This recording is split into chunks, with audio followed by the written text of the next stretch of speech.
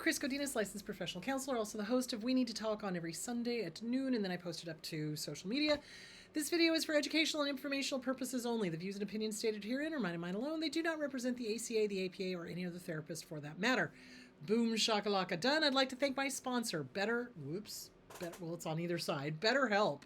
BetterHelp, BetterHelp.com/Chris Godinez. They're an online therapy company. They are international. They are all over the world. If you need to get to a therapist, go to betterhelp.com/Chris Godinez, fill out a questionnaire, and they will place you with a licensed master's level or PhD level therapist in your state, or one that can do international. So thank you, betterhelp.com/Chris Godinez. Okay, so diving into continuing questions about bullies and narcissists. So the question is, do you also see bullies going after people with high esteem or boundaries to break those boundaries? I feel the very persistent narcissists have that very goal. You are not wrong. So the difference between bullies and narcissists generally is that bullies are young. Bullies haven't perfected their abuse yet. And bullies tend to go, and I'm talking the young bullies, the ones that are in between the ages of pre-high school and high school, okay? Middle school and high school. So they haven't gotten quite the full-blown diagnosis of a narcissist yet. Now, a dark triad, one that is a narcissist, a psychopath, and a control freak, Machiavellian, they absolutely go after people that have what they think they don't have. So they go after people that are feeling, that are loving, that are kind, that are empathic, that are compassionate. And they want what they have. And they think that they're somehow magically going to get it by osmosis, that just by being around them, they're going to be able to take it from you and own it for themselves.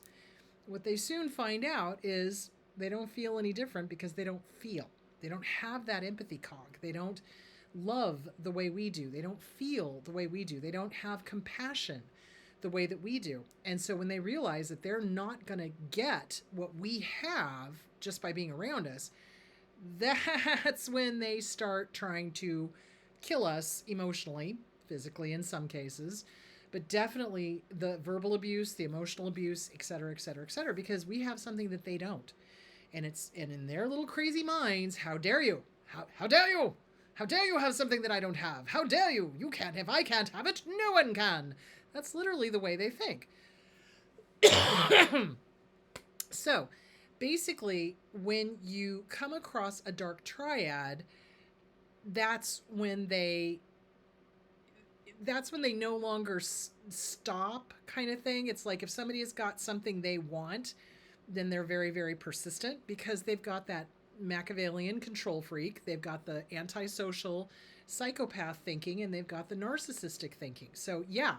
So when you find them fully developed or mostly fully developed, yes, they do target their targets based on what the target has that they want. So a sense of joy, a sense of humor, joie de vivre, compassion, kindness, loving, feeling, empathy, that kind of thing. They target people like that and play on them, thinking that somehow they can magically get what we have just by having us.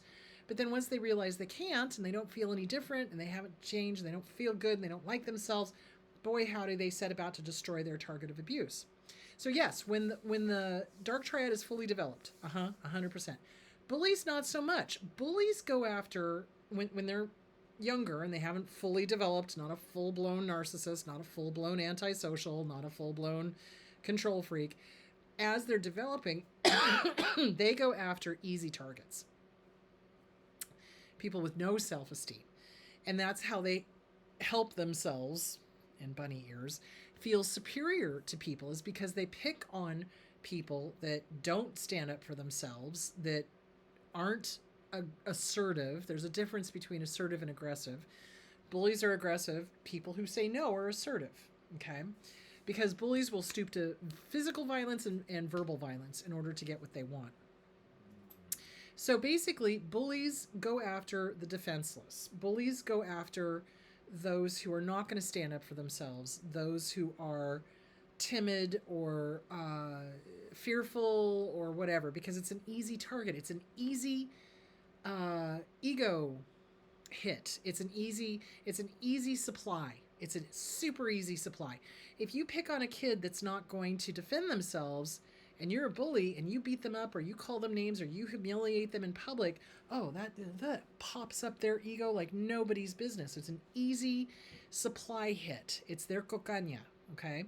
So that's why they do that, because it's an easy way to build themselves up, so they think. But unfortunately, like any other addiction, it takes more and more and more in order to get the same sense of superiority or whatever, which is why they eventually end up in jail, because their need for attention and their need for power and their need for control and their need to feel superior to starts veering into more and more illegal, dangerous activities. And eventually, most of them, not all, but most end up in some sort of legal hot water, hot trouble, jail, prison, whatever, because their need keeps upping and upping and upping. They need more and more to feel that same sense of superiority, etc. So, to answer your question, the bullies when they're younger, they're, middle school, high school, that age, they go after the ones that are the easy hit,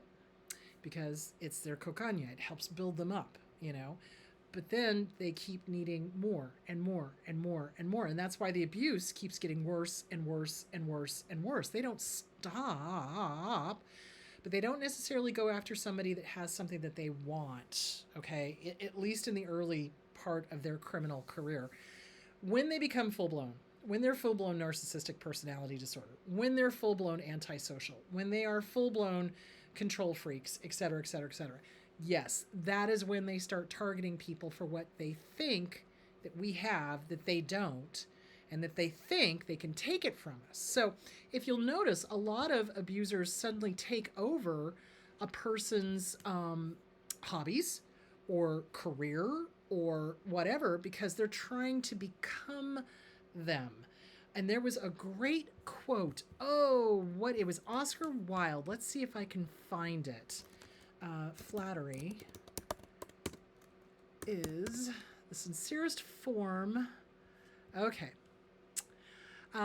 Imitation is the sincerest form of flattery, but the rest of the quote is what is important. Let me see if I can find it.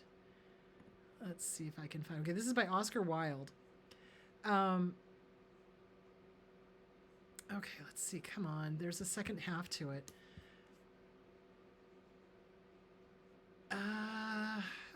People.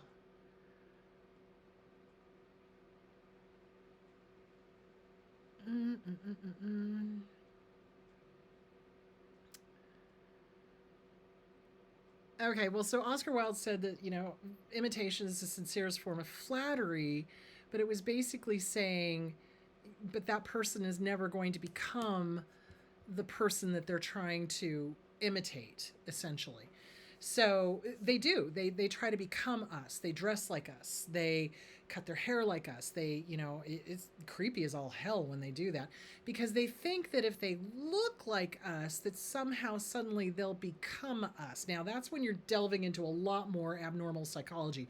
That's when you're dealing with a really dark triad, one that is really psychotic and delusional and, antisocial and the whole thing.